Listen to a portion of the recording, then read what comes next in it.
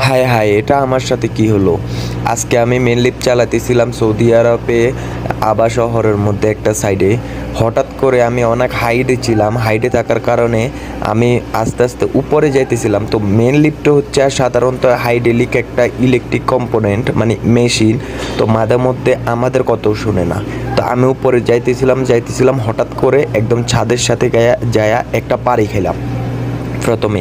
তো আমার হেলমেট থাকার কারণে আমি বেঁচে গেছি। তারপরে আমার যখন হালকা করে নিচে নামাইতে গেছিলাম, তখন পাশে একটা 10 মিলির রড ছিল, মোটা রডটার সাথে আমার সাথে যে মানুষটা আছে আমাকে হেল্প করতেছে ভিডিও বানাইতে আপনাদেরকে দেখানোর জন্য, ওই মানুষটার হাতের মধ্যে একদম লেগে ছিলে গেছে। তো আপনাদের জন্য এত কষ্ট করে ভিডিও বানাই, আমাদের এত কষ্ট হয়, মানুষের কথা শোনা লাগে, আমাদের সিনিয়রদের কথা শোনা লাগে, কিন্তু আপনারা একটা সাবস্ক্রাইব করেন, একটা শেয়ার করেন, একটা কমেন্ট করেন।